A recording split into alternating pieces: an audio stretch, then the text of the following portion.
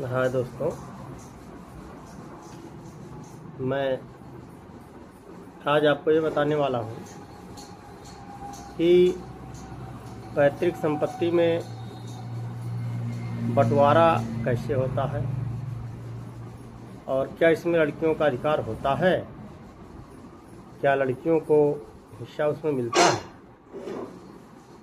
मिलता है तो कितना मिलता है, ये आज आपको हम पूरी बात बताने वाले हैं। यदि चैनल पे आप लोग नए हैं तो सब्सक्राइब कर लें और फेसबुक पर हैं फॉलो कर लें, क्योंकि ऐसी जानकारियां हम अक्सर देते रहते हैं। हिंदू उत्तराधिकार संशोधन अधिनियम 2005 के बाद भारत में सरकारी या पैतृक संपत्ति के बंटवारे में बेटी को बेटे के बराबर हिस्सा पाने का कानूनी अधिकार है। बेटी को उसके उस बाप से पैदा हुए बेटी और बेटे यानी लड़के और लड़की दोनों को बराबर का हिस्सा पाने का अधिकार है। यदि एक रोटी है और 3 बेटे और 1 बेटियां हैं तो उसमें 1/4 यानी कि 4 टुकड़े होंगे। लड़के के बराबर ही हिस्सा लड़की को मिलने वाला है, लेकिन उसके कुछ कंडीशंस हैं, जैसे कि लड़की की शादी ना हुई, अविवाहित हो। यह अधिकार बेटी की शादी होने या ना होने पर निर्भर नहीं करता। अब कैसे निर्भर नहीं करता? सरकारी पैतृक संपत्ति में लड़की का हिस्सा सरकारी और पैतृक संपत्ति जो बाप दादाओं ने दे रखा है, खरीदे हुए संपत्ति पर नहीं, बराबर का अधिकार है। 2005 के कानून के तहत बेटियां अपने पिता का पैतृक संपत्ति में बेटों की तरह ही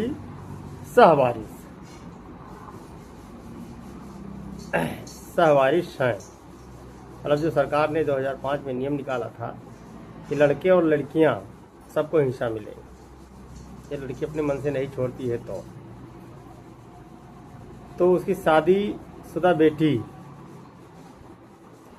अब इसका जो नियम है कि उसके शादीशुदा बेटी का उसके पैतृक संपत्ति पे जो उसके बाप दादा ने दे रखा है उस पर उतना ही अधिकार है जितना कि एक बेटे का 2005 के बाद। अब इसमें बराबर का अधिकार तो बताया ही गया है। तो शादीशुदा बेटी, अब इसमें कंडीशंस है वो समझिएगा। शादीशुदा बेटी का भी अपने पिता के पैतृक संपत्ति पर उतना ही अधिकार है जितना कि अविवाहित बेटी या बेटे का हो। अब जन्म सिद्ध अधिकार, बेटी जन्म से ही पैतृक संपत्ति की हकदार बन जाती है, जन्म लेते ही संपत्ति की अधिकार उसकी बन जाती है।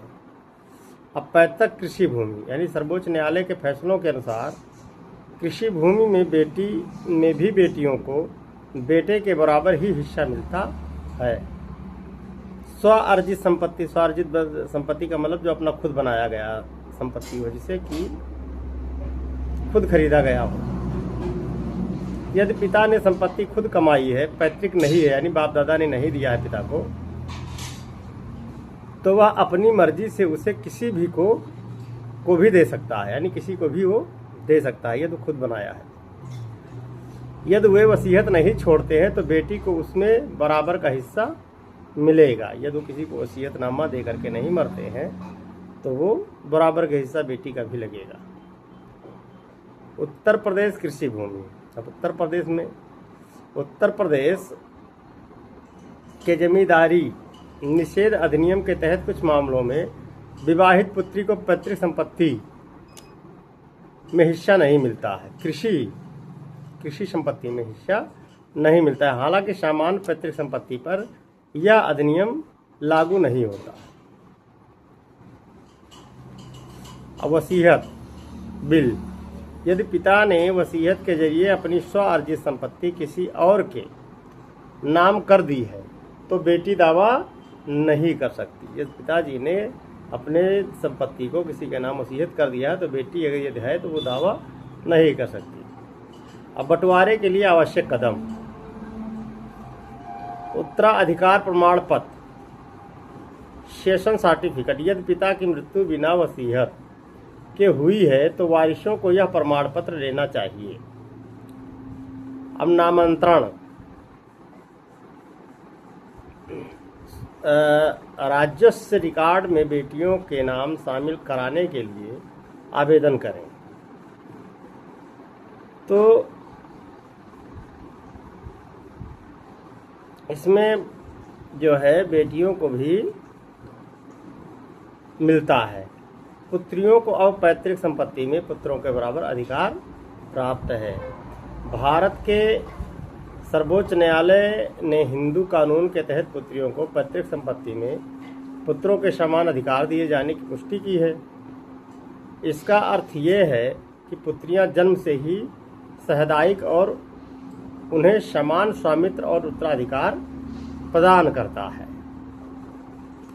अब इसमें बहुत सारे लोग पूछे थे हमसे कि क्या दामाद का ही हिस्सा होता है। तो चलिए सबसे सीधे कानूनी सत्य से शुरुआत करते हैं। भारतीय कानून के तहत दामाद को अपने ससुर की संपत्ति में हिस्सा मांगने का कोई अंतर्निहित या स्वतः कानूनी अधिकार नहीं है।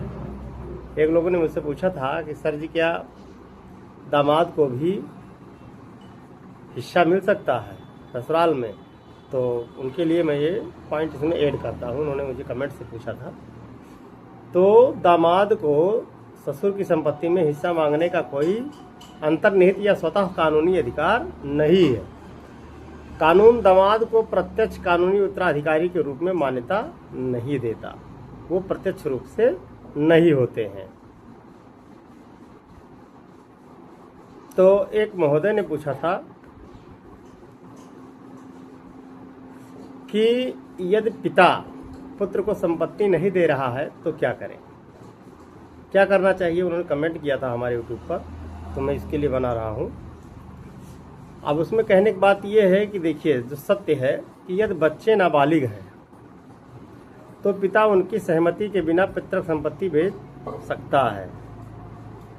यदि बच्चे नाबालिग हैं तो पिता उनकी सहमति के बिना पैतृक संपत्ति बेच सकता है।